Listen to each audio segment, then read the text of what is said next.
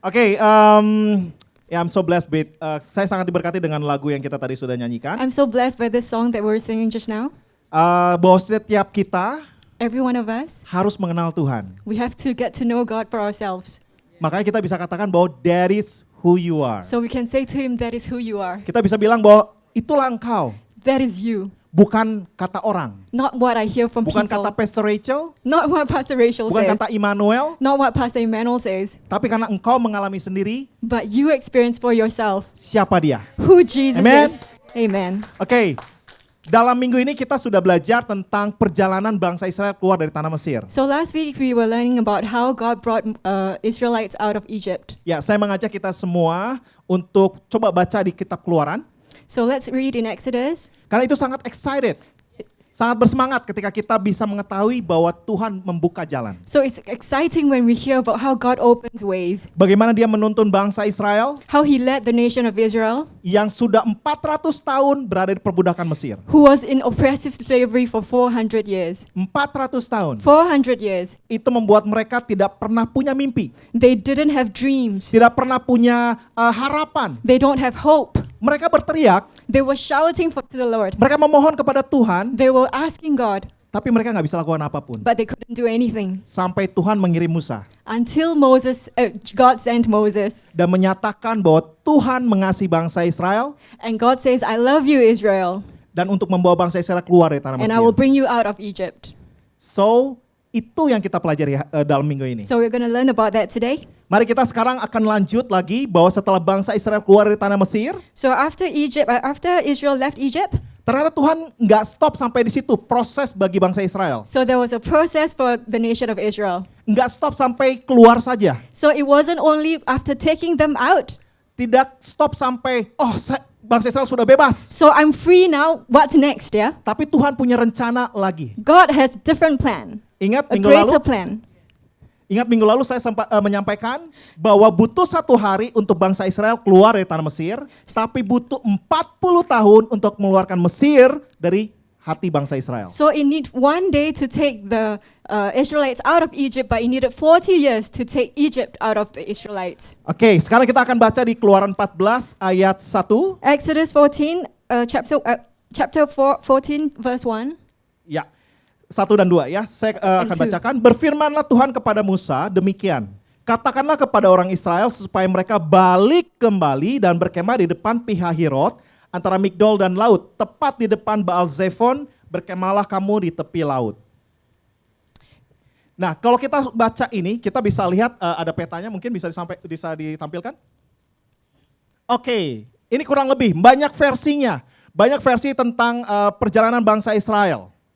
So there were many versions to how actually Israel left Egypt. Dan tidak ada yang tahu persis di mana mereka waktu itu berkemah. No one knew exactly where, Karena ini ribuan tahun sebelum Masehi. because this was thousands of years before Christ. Jadi banyak perubahan dalam daratan dan lautan. So there were many changes to the topography. Oke, nah apa yang kita bisa lihat di sini bahwa mereka sudah jalan ya ini kalau kelihatannya arahnya kayak ke atas gitu ya, kayak ke arah utara. So maybe they were heading upwards north. Tapi Tuhan suruh balik lagi. But God asked them to turn back. Loh kenapa? Why?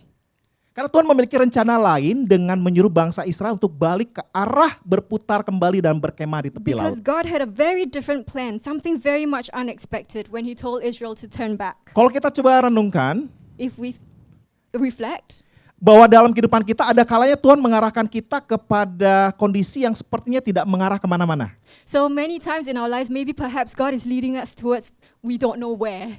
Pernah ngalamin itu? Have you ever experienced that? Sepertinya nggak maju, We are not moving forward, sepertinya malah berbalik mundur. or maybe we are taking several steps back. Tidak ada progres. No progress.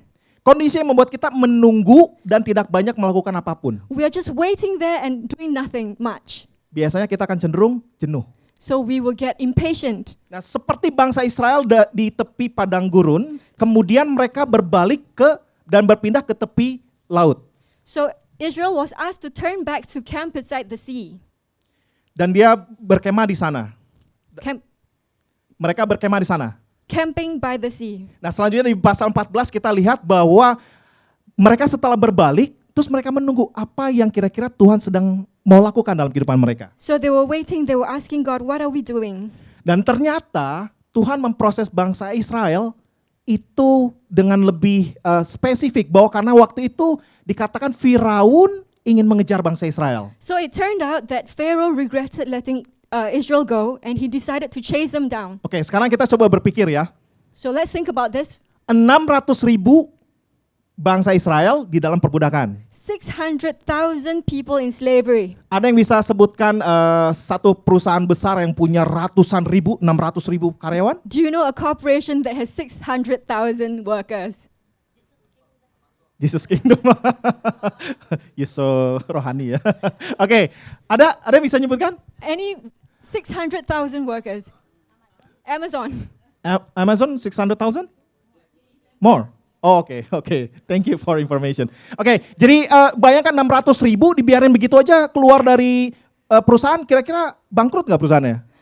Bangkrut, betul ya. Jadi can you imagine, bisa bayangkan bahwa 600.000 bangsa Israel keluar dari tanah Mesir, kerajaan Mesir kira-kira goyang nggak?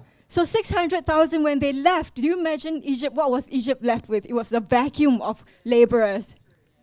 Jadi mereka akhirnya Firaun bilang, kenapa dikeluarin? So Pharaoh regretted his decision. Why did I let them Menyesal go? dia. Yeah, he regretted it.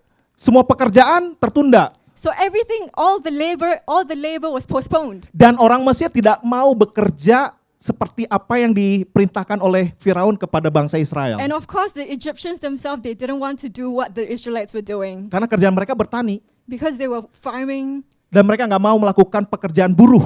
and they didn't want to do what the low-class people were doing. Oke, nah sekarang Firaun ingin mengejar bangsa Israel. So Pharaoh wanted to chase down the Israelites. Pilihannya adalah So the choices are bawa kembali ke Mesir to bring them back to Egypt atau binasakan or mereka. to kill them all together.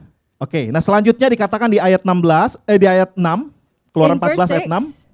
6, Kemudian ia memasang keretanya dan membawa rakyatnya serta, ini Firaun, ia membawa 600 kereta yang terpilih, ya segala kereta Mesir masing-masing lengkap dengan perwiranya.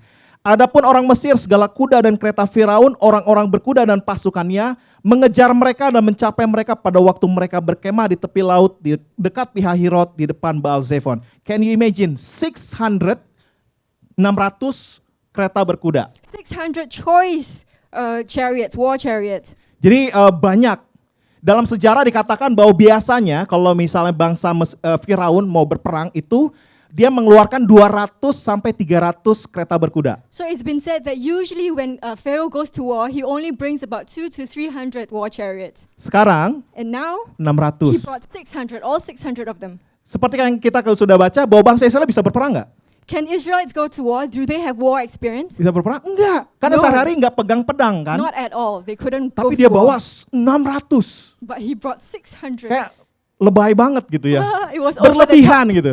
Tapi itu saking karena menyesal nih. Antara pilihannya membinasakan bangsa Israel di padang gurun atau membawa mereka kembali. But so Pharaoh was so regretting letting the Israel go, so he either wanted to bring them back or to annihilate them altogether. Nah selanjutnya ini yang menarik. Ketika ayat 10, ketika Firaun telah dekat, orang Israel menoleh. Maka tampaklah orang Mesir bergerak menyusul mereka. Lalu sangat ketakutanlah orang Israel dan mereka berseru-seru kepada Tuhan. Dan mereka berkata kepada Musa, apakah karena tidak ada kuburan di Mesir, maka engkau membawa kami untuk mati di padang gurun ini? Apakah yang kau perbuat ini terhadap kami dengan membawa kami keluar dari Mesir?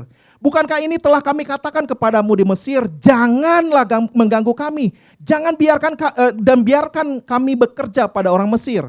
Sebab lebih baik bagi kami untuk bekerja pada orang Mesir daripada mati di padang gurun ini.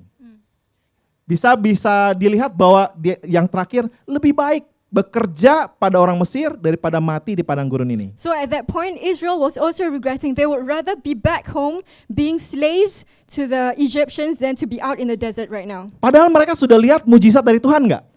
Did they see the miracles of God? 10 tulah, betul? 10 plagues. Tidak pernah ada dalam sejarah manusia seperti apa yang Tuhan lakukan kepada bangsa Mesir. 10 tulah itu tidak pernah terjadi sebelumnya. So that 10 plagues that God showed was a miracle, something that's never happened before Dan tidak pernah terjadi sesudahnya. and never happened after. Tapi apa yang terjadi? But what happened? Mereka mengeluh.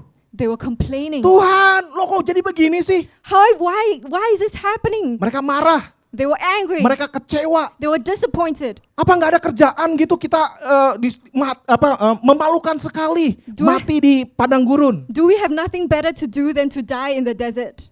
Nah, sebagai informasi bahwa kereta berkuda berfungsi terutama sebagai kendaraan untuk pemanah yang bisa menembak musuh dengan panah sambil tetap bergerak. So as a side note here, in warfare, chariots are used for shooting arrows while at the same time chasing after their targets. Jadi bisa bayangkan So can you imagine? 600 kuda, 600 600 horses, kereta kuda, 600 chariots dengan pasukan with their memanah warriors dari jauh, shooting arrows 600.000 orang bangsa Israel at 600,000 kemudian akan Israelites. bisa mati dalam seketika, betul? So they'll all die in just a second. Bisa karena saking paniknya mereka injak satu sama lain, bisa sikut satu sama lain terus kena anak panah dan mati.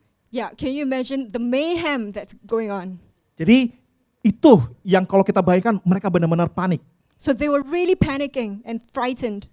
Mereka mungkin berpikir, wah mati sia-sia nih di padang gurun. So I'm going to die in the desert in this humiliating and pathetic fashion. Dan mereka berteriak dan berseru-seru kepada Tuhan. They were crying out to the Lord Dikatakan dengan suara nyaring. with very loud voices. Mereka langsung mungkin Musa dipegang si Musa, apa yang kamu lakukan? Kenapa kami harus sampai mati di padang gurun kalau begini? So they were also giving Moses a hard time. What have you done to us?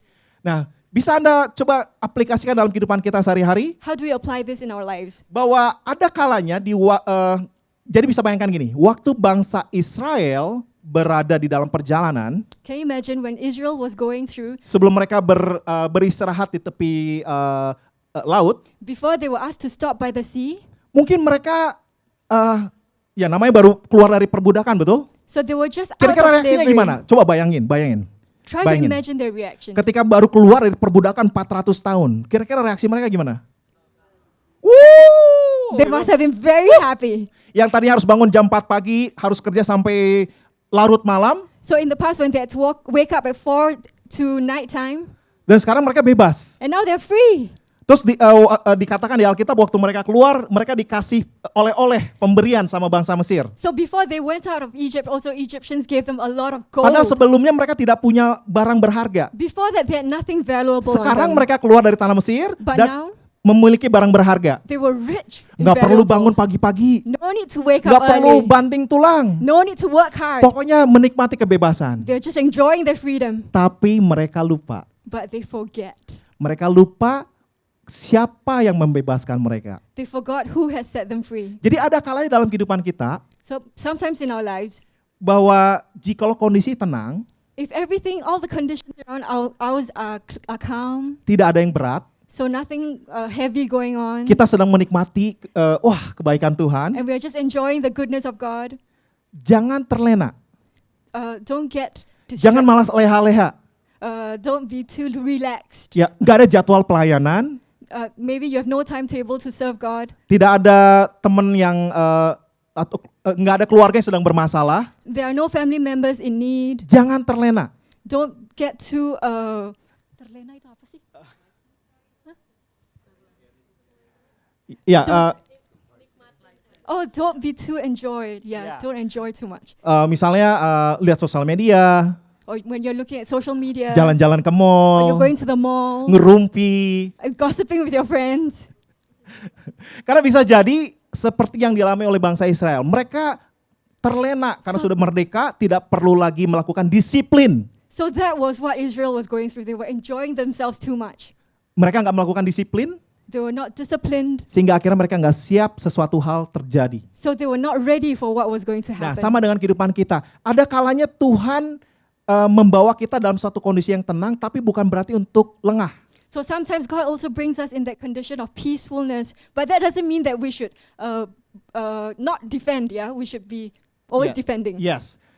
Karena bisa jadi itu satu kondisi di mana Tuhan pengen kita tetap berada di dalam hadirat Tuhan. Because God wants us to always stay and remain in His presence.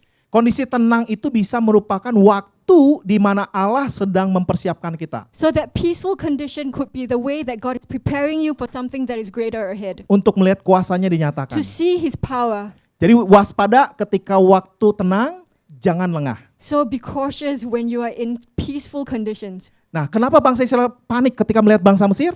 So why was Israel panicking? Karena mereka nggak mengingat kebaikan Tuhan. Mereka lupa bahwa Tuhan bisa meluputkan mereka sekalipun bangsa Mesir mengejar mereka. Because they forget that God is their defender. Ingat minggu lalu saya sudah sampaikan bahwa kebebasan bukanlah suatu kondisi bebas untuk melakukan apa saja yang kita sukai, melainkan suatu kondisi bebas untuk melakukan apa yang seharusnya kita lakukan. So when you have freedom, you need to do what you need to do. Bukan apa yang not what you like. Not what you like whenever you like. Bukan apa saja yang kamu sukai, tapi melakukan apa yang harus kamu lakukan. Do whatever you have to do. Kalau harus kerja, kerja. If you have to work, work. Jangan jalan-jalan di mall. Don't go shopping at the malls. Ya, atau kalau belajar, belajar. If you have to study, then study. Jangan asik main game. Then don't play games. Oke, iya. Oke, nah sekarang kita coba lanjut di ayat 13. Tetapi berkatalah Musa kepada bangsa itu, janganlah takut, berdirilah tetap dan lihatlah keselamatan dari Tuhan yang akan diberikannya hari ini kepadamu. Sebab orang Mesir yang kamu lihat ini tidak akan kamu lihat lagi untuk selama-lamanya. Tuhan akan berperang untuk kamu dan kamu akan diam saja. Nah, jadi seperti saya sudah sampaikan bahwa kurang lebih 600.000 orang Israel pada saat itu mengeluh dan menuntut Musa. So 600,000 disgruntled Israelites all making things difficult for Moses. Ini kondisinya ya. Ini kondisinya. 600.000 orang mengeluh kepada Musa. So 600 Israelites who were very unhappy, complaining to Moses. Dan Musa berhadapan dengan 600.000 orang itu. Moses was facing this 600 disgruntled Kemudian dia lihat Israelites. Firaun sedang mengejar bangsa Israel dengan pasukan berkuda dengan kecepatan penuh. And Pharaoh was at their back here, chasing them down at full speed. Lalu kita dilihat ke sebelah kanannya, lautan terbentang luas. And then there was the sea in front of them. No way out. No way out. Tidak ada jalan pintas untuk melarikan diri dari kejaran Firaun dalam waktu singkat. So there was no foreseeable way of escape, in such a short time. Jadi kalau mungkin ada yang tahu judul Maju Kena Mundur Kena? If you step forward, you're Enggak dead. ya? If you step back, you're Ketahuan dead. angkatannya masih angkatan baru ya. Yang angkatan lama tahu ya, Maju Kena Mundur Kena ya, Warkop DKI, oke. Jadi serba salah. So there was nothing that you can do really. Ya karena no way out. No way out. Gak ada jalan pintas untuk melarikan diri dari kejaran Firaun dalam waktu singkat. There was no escape, Pernah kita ngalamin ketika kita misalnya pengen lepas dari satu kondisi dan pengen waktunya singkat. Do you feel like sometimes you're so impatient, you just want to get out of a situation? Pernah ngalamin? Always. Kok bisa singkat ya Tuhan? Jangan lama-lama, langsung aja gitu. God, don't take so long, hurry up. Ya apalagi tanggal tua gitu ya. Especially Tanggal if it's tua kebutuhan banyak. the end of the month and your needs are piling Oh up. Tuhan, biar ada kemurahan Tuhan turun atas para bos-bosku supaya mereka memberikan bonus tiba-tiba. God, let Yeah. my bosses give me bonus. Ternyata akhir bulan telat lagi bayarnya ya. Oke, itu satu gambaran bahwa ada satu kondisi di mana kita merasakan kepanikan dan nggak ada jalan keluar. So we experienced panic because there was no way out. Nah sekarang apa yang membuat Musa dapat penuh keyakinan dan menjawab bangsa Israel dengan berani? But how did Moses manage to trust God in such a difficult situation? Karena dia mengatakan jangan takut, Because he told the Israelites, do not fear, berdirilah tetap be still, dan dan lihatlah keselamatan dari Allah. and see the deliverance of the Lord today. Karena Musa sudah belajar mendengar firman Tuhan. Because Moses learned how to listen to the Jadi word kalau of kita God. pengen tetap kuat dan tidak tergoyahkan, If we want to be strong and remain unshaken, dengar firman Tuhan. listen to the word of God. Jangan dengar motivator. Don't listen to motivated, Jangan dengar reels dari sosial media. motivational speakers or Ya, reels from ada yang baik, Instagram. tapi ada banyak yang nggak baik kan? Maybe Sister Blue Kids, especially for when Pastor Rachel reels ya. Oke. Jadi dengar firman Tuhan. So listen to the word of God. Apa janji Tuhan buat permasalahan kita? What are the promises of God towards us? Nah, sama halnya dengan Musa. So the same thing with Moses. Dia belajar mengenal Tuhan, He learned to get to know the Lord. dia mendengar, He listened. dia melihat, He saw. dan dia merasakan perjumpaan pribadi dengan Tuhan And he felt that he knew God when he... yang mengutusnya untuk membebaskan bangsa Israel dari perbudakan. So when God called him out of slavery, to deliver Israel from slavery. Jadi apa yang Musa sampaikan di ayat 13 dan 14 adalah So in verses 13 and 14, do not be afraid atau janganlah takut. Yang pertama, do not be afraid. di dalam bahasa Inggris yang kedua stand firm. Stand firm. Ya, berdirilah teguh dan lihat keselamatan pembebasan dari Tuhan. Dia akan berperang untuk kamu. See the salvation and deliverance of the Lord, for the Lord will fight for you. Nah, yang ketiga ini yang menarik. Be still. Number 3 is to be still Jadilah tenang atau diam. and stop all actions and become Continue? become inactive, for the Lord will fight for you. Stop all action and become inactive.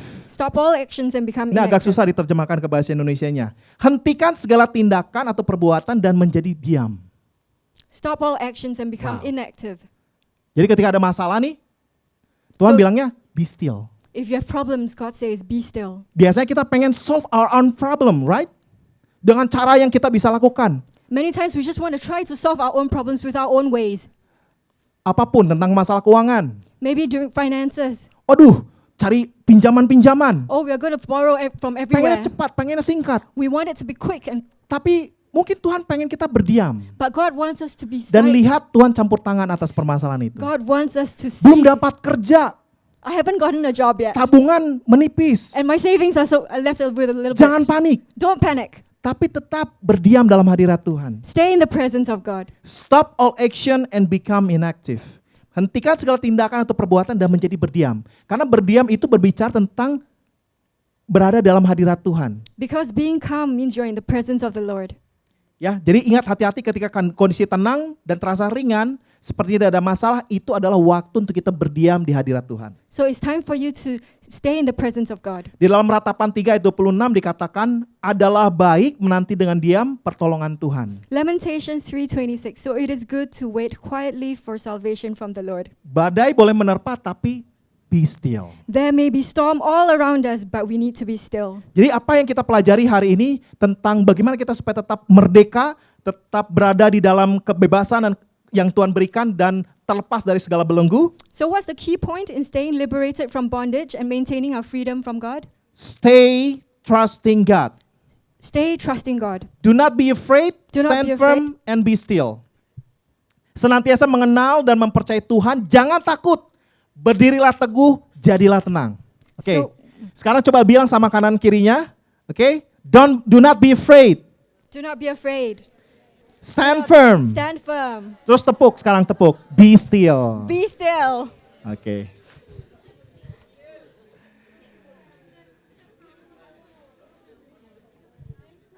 Oke, nah sekarang kita lihat kisah selanjutnya, ini sangat luar biasa. Pada ayat 15 saya akan bacakan. Berfirmanlah Tuhan kepada Musa, mengapa engkau berseru-seru demikian kepadaku? Katakanlah kepada orang Israel supaya mereka berangkat. Wow, this is keren nih. Berangkat, gitu ya. Dan engkau angkatlah tongkatmu dan ulurkanlah tanganmu ke atas laut dan belahlah air. Belahlah airnya. Sehingga orang Israel akan berjalan dari tengah-tengah laut di tempat kering. Nah, Tuhan menyuruh bangsa Israel untuk bergegas mengemas kemah dan barang-barang mereka siap untuk berangkat. So God commanded Israel to be quick on their feet, pack up all their things and make sure they were ready to move. Mau kemana?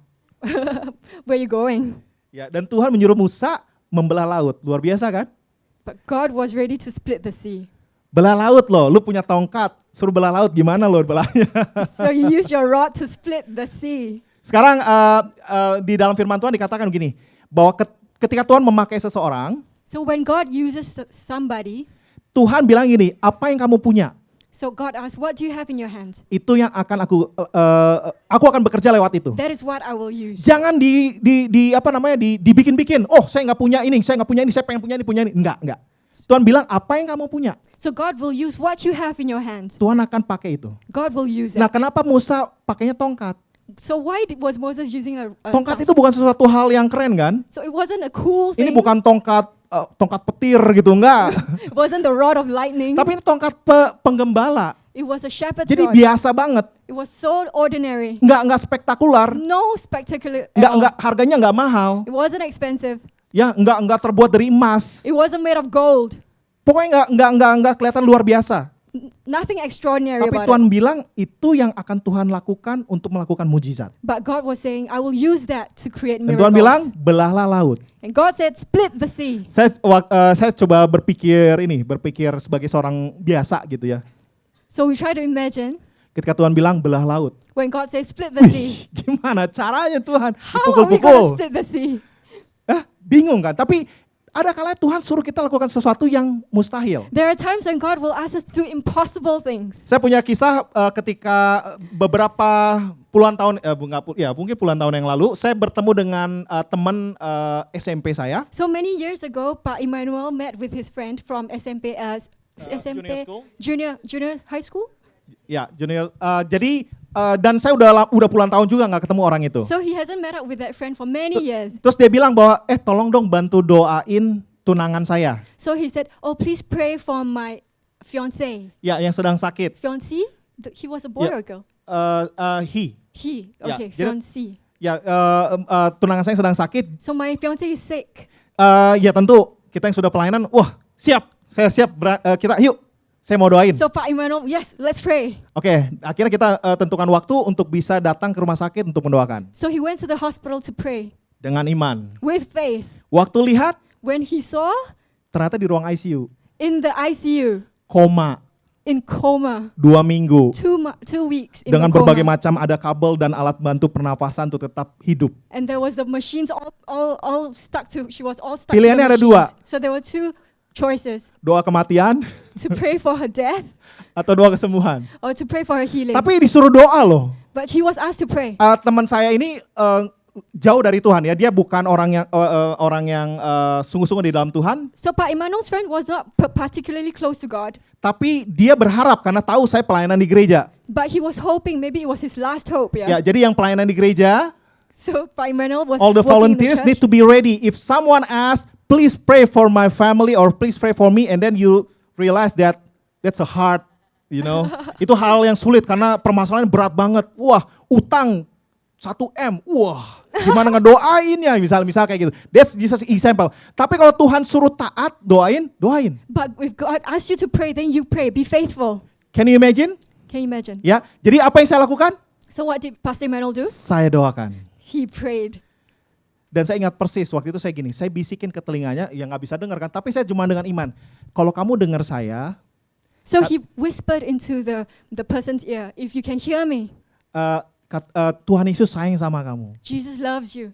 Tuhan berkuasa untuk menyembuhkan kamu. And Jesus is powerful enough to heal you. Yakin Tuhan sembuhkan kamu. Be sure that Jesus will heal Yakin you. Tuhan sembuhkan Have kamu. faith that Jesus Itu will heal pelan-pelan you. saya ngomongnya, karena kan ruang ICU kayak nggak boleh ribut. Lo ribut, tiba-tiba mati orang sebelah mungkin kan. Pastor Emmanuel said Bisa it very bayangkan maksudnya ya? softly. Ya jadi saya pelan-pelan, Tuhan Yesus sayang sama kamu. Jesus loves you. Yakin Tuhan sembuhkan kamu. Be sure that he will heal Dalam you. nama Yesus. In the name of Di Jesus. dalam nama Yesus. In the name of Di Jesus. dalam nama Yesus. In the name of Jesus. Akhirnya amin. And he said amen. Dan saya pergi And he left. pulang. Gak lama kemudian saya dengar And not long after that, terjadi he heard sesuatu. something happened. Dia meninggal.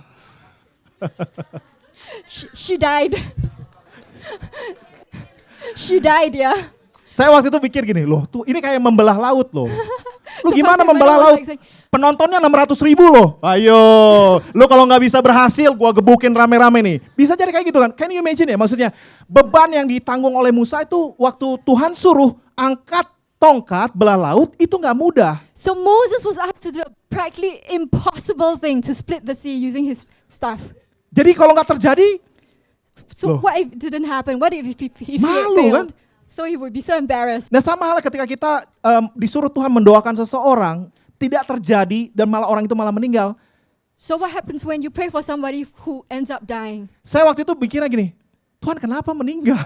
So Pastor Emmanuel was like thinking, why did she die? So buat setiap kita yang pernah doain orang, pernah ngerasain waktu itu ada hadirat Tuhan kan, terus kayak apa namanya ada kuasa Tuhan yang mengalir dan yakin wah ini sembuh nih, ada terjadi sesuatu nih. So maybe when you go out praying and then you feel the anointing of the Lord when you were praying for the person and then he turns up Dan ternyata mati.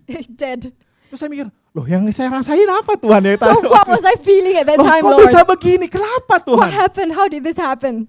Tapi ternyata Tuhan punya maksud lain. But God has different Jadi plans. rencana Tuhan tuh nggak bisa ditebak. So the plans of God you cannot guess. Apa yang terjadi adalah teman saya itu, yang teman SMP saya itu akhirnya mau datang ke gereja. So what happened was that friend Setelah wanted to kematian come to God. dari tunangannya, dia nggak bersedih berlama-lama, tapi dia akhirnya mau datang sama Tuhan. After his fiancée died, he came to the Lord. Dia datang ke Connect Group, He came to Connect dan Group kita bimbing untuk kenal Tuhan lebih jauh. and we let him disciple him, yeah? Jadi ada hal-hal seperti itu. So there are things Ya. like that. Oke, nah sekarang kita kembali kepada kisah bangsa Israel bahwa Tuhan suruh belah laut, So coming back to the story of the Israelites, dan ketika Musa mengangkat tangan, malaikat Tuhan berpindah dari tadinya di depan dan dia berada di antara bangsa Israel dan bangsa Mesir. the angel of God who was in front of the camp moved to the back, yeah? Di Alkitab berkatakan tiang awan dan tiang api ya. The pillar of the cloud and the Itu pillar bicara of tentang fire. malaikat Allah Talking about the angel of the yang Lord. melambangkan hadirat Allah yang menyertai dan melindungi bangsa Israel 24 jam. So there were visible manifestations of God's leading and protection for Israel 24/7. Dalam penelitian dikatakan bahwa awannya itu begitu padat That cloud was so thick, yang menjadi pemisah sebagai penghalang so it became a partition between the two parties. yang tidak dapat ditembus So it was oleh impenetrable. penglihatan dan gerakan. You cannot see what's behind, you cannot see what the movement behind. Jadi Tuhan lakukan sesuatu, So, lautnya memang terbelah dan itu butuh waktu. So when God wanted to split the sea, it took time, yeah? Jadi bisa bayangkan bahwa kenapa Tuhan membuat satu kegelapan. Pernah waktu baca, ada yang pernah baca dan coba memikirkan kenapa buat satu kegelapan waktu itu. Jadi bangsa Mesir nggak bisa menyentuh bangsa Israel karena ada awan tebal yang menutupi mereka. So at that time when the pillar of cloud was in between the two parties, there came over Egypt, yeah, a very darkness. Jadi ketika kita melihat satu kegelapan, belum tentu Tuhan nggak ada di situ. So whenever we face dark situations, it doesn't mean that God is not there. Ketika kita melihat kegelapan, di situ ada Tuhan. When we see darkness, precisely that is where God Apa yang Tuhan is. lakukan? So what is God doing? Tuhan kirim angin timur dikatakan. God sent an eastern wind. Saya penasaran apa sih angin timur? So what is this eastern Saya wind? baca itu angin Sirocco. It was named Nggak tahu kalau Sirocco. benar bacanya ya, tapi Sirocco itu adalah angin. Semua mahasiswa nih atau yang pelajar tahu ya, angin itu mengandung kadar apa? What does wind contain? Hai? Air, betul? Oksigen saya nggak tahu, tapi air betul ya. So O2, bukan O2 apa? H2O. Angin itu mengandung air, betul? so wind had air, yeah. Nah, Water. kenapa Tuhan kirimnya angin timur? So why did God send the eastern Karena wind? angin timur itu bicara tentang angin panas dan berdebu yang bertiup dari gurun Sahara ke Laut Tengah Afrika Utara. So it was a very hot and dusty wind coming down from the Sahara. Untuk memisahkan Laut Teberau, Tuhan kirim angin yang berdebu dan panas. So using the hot and dusty east wind, God split Dan the Red pada Sea. umumnya dasar laut itu adalah berlumpur. Dan kenapa bangsa Israel bisa berjalan di tanah kering? Karena angin timur itu berdebu, panas, dan itu membuat hamparan yang menjadi kering. And the seabed, which was normally muddy, was made dry with the dust that settled when the wind came. Saya kalau misalnya bayangkan waktu di situ, wow. Wow. Kalau zaman sekarang, Selfie. update status, oi, Laut Teberau nih terbelah dua nih, reels, tiktokan, tak gitu ya. Tapi waktu itu nggak ada loh. Coba bayangkan di zaman sekarang, apa nggak heboh tuh? Nanti bangsa Firaun, wih, keren banget nih Allahnya bangsa Israel misalnya gitu. Di like-nya udah ratusan juta orang misalnya gitu ya. Oke. Nah, jadi 600.000 orang akan menyeberang Laut Teberau. So 600,000 people to cross over the Red Sea. Dan ini bukan jarak kecil, ini jaraknya 3-4 kilometer jalannya loh. So it was 3 to 4 kilometers long, yeah. Dan kenapa mereka harus menyeberang? Karena kedalaman laut dikatakan di dalam sumber yang Alkitab dikatakan bahwa itu bisa sampai 30 meter kedalamannya, bahkan ratusan meter. So it could reach a height of 30 meters, yeah, from up to down.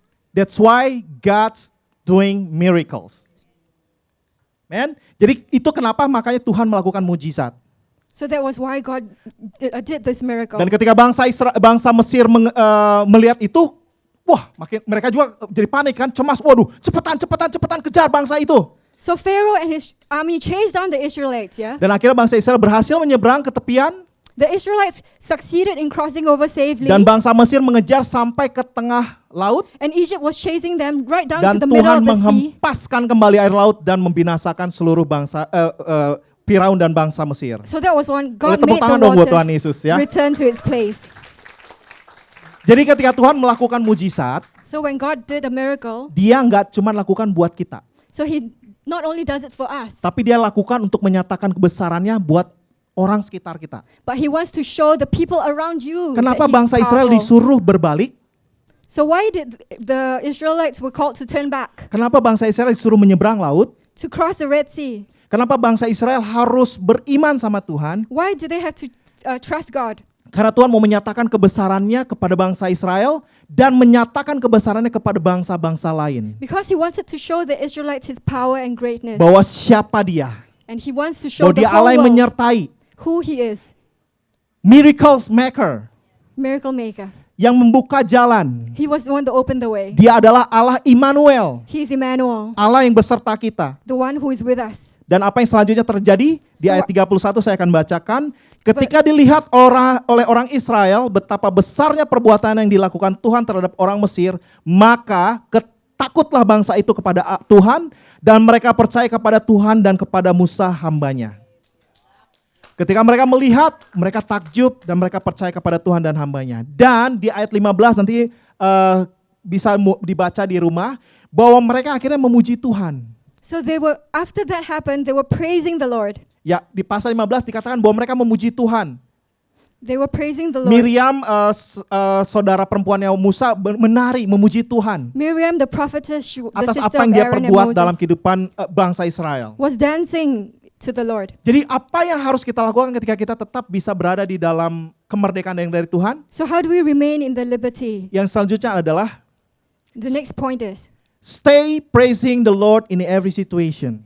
stay praising the Lord in every situation. Senantiasa memuji Tuhan di segala situasi. In every situation, praise Di the dalam Lord. Mazmur 103 ayat 1 dikatakan, pujilah Tuhan hai jiwaku, pujilah namanya yang kudus hai segenap batinku, pujilah Tuhan hai jiwaku dan janganlah lupakan segala kebaikannya. So, bless the Lord, O my soul, and forget not all his benefits. Sekarang single temannya samping kanan kirinya katakan jangan lupa kebaikan Tuhan. Say to the person next to you, don't forget the goodness of God. Ya, jadi kalau ada yang lagi Remember sedih, the goodness of aduh God. Tuhan, gitu.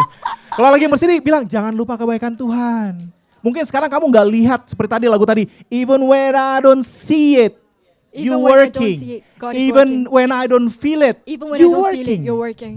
Jadi jangan lupakan kebaikan Tuhan. So remember the goodness of God always. Oke, nah sekarang kesimpulan dari semuanya kita sudah mendapatkan dari minggu lalu dan juga minggu ini adalah stay aware of who we are in Christ. From last week, stay aware of who we are in Christ. Itu senantiasa tinggal dan berdiam di dalam kesadaran tentang siapa kita di dalam Kristus. Dan yang kedua adalah stay following Jesus. Senantiasa mengikuti Yesus. Yang ketiga adalah trusting God. Do not be afraid. Stand firm. Be still.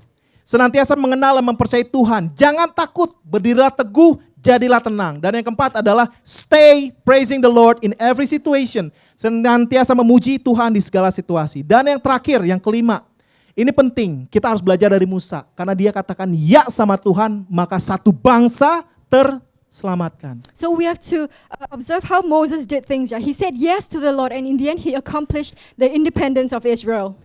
Jadi kalau Tuhan bicara sama kita So when God is talking to us tentang tujuan kita, about our purpose and calling, tentang panggilan Tuhan, about his purpose and calling for our lives, saya mau encourage kita semua say yes. I want to encourage all of you to say yes. Can you imagine if Moses say no to God? Can you imagine if Moses said no to God? Bisa ngerti maksudnya? Tidak terselamatkan satu bangsa loh. So the independence of Israel would never have happened. Jadi bisa jadi Anda di sini So maybe you menentukan apa yang akan terjadi dengan keluargamu, will determine what happens to your family. menentukan apa yang akan terjadi dengan masa depanmu, You determine what happens to your future. menentukan apa yang terjadi dengan bangsa Indonesia. You may even determine what never happens to know. Indonesia. We never But know. when you say yes to But God, when you say yes to God, miracles happen. miracles happen. Rencananya luar biasa jauh dari apa yang dapat kita bayangkan. Because God's plans are so extraordinary. Yang kelima, yang terakhir adalah stay serving God. It's hard, but you need to be stay. Kamu nggak diperhatiin, Maybe you're not being paid attention dipandang to. sebelah mata. Maybe people look Gak ada down yang bilang on kamu you. bagus, Nobody says you're good. but stay serving God. But stay serving God. Kamu udah lakukan yang terbaik di marketplace. You have done the best that you could in Bos the kamu nggak marketplace. ngelirik kamu, But your boss doesn't look. even gaji look nggak at you. dinaikin. Your salary is always there. Stay serve God, Stay serving serving God. God. Kamu udah sekolah habis, udah berupaya melakukan hal yang baik, You have done the best that you can. tapi orang tua kamu nggak percaya. But maybe your parents Kamu dituduh dengan tuduhan yang enggak. So maybe your parents do not trust you. Stay serving God. Stay serving God. Stay serving God and fulfill His purpose and calling for you. Senantiasa melayani Allah dan memenuhi tujuan dan panggilan yang mulia bagi Anda. Jika kalau kita mau tetap mengalami kemerdekaan dan kelepasan dari Tuhan, jangan fokus sama diri kita sendiri. If we want to experience liberty, we don't focus on ourselves. Layani Tuhan. Serve God. Layani Tuhan. Serve God. Penuhi tujuan dan panggilannya dalam kehidupan kita. Fulfill His calling and His purpose upon your life. Saya nggak tahu apa yang kita alami saat ini. I don't know what you're going through right now. Stay aware of who we are in Christ. To stay aware of who we are in Christ. Stay following Jesus. Stay following Jesus. Dunia bisa melakukan apa saja, The world may do whatever it likes, tapi Tuhan Yesus bilang, sangkal diri pikul salib. but Jesus says to deny yourselves, to Jikalau follow, berat mengikuti Tuhan, to carry your cross. If it's jangan heavy, berhenti, don't give up. don't give up following Semua kita Jesus. berproses. Because we're all in a process. Butuh 1 malam untuk membawa Israel keluar dari Mesir, tetapi butuh 40 tahun untuk mengeluarkan Mesir dari bangsa Israel. It took one day to get the Hebrews out of Egypt, but it took 40 years to get Egypt out of the Hebrews. Stay following Jesus. Stay following Jesus. Sekalipun sakit prosesnya, Even though it's painful, stay following Jesus. stay following Jesus. Yang ketiga, stay trusting God. Do not be afraid, stand firm and be still. Dan yang keempat, stay praising God. Praise the Lord, praising the Lord in every situation. Sambil nyuci, sambil lakukan aktivitas, puji Tuhan. You do your daily activities, keep praising God, doing your daily activities. Dan yang terakhir adalah stay serving God and fulfill His purpose and calling for you.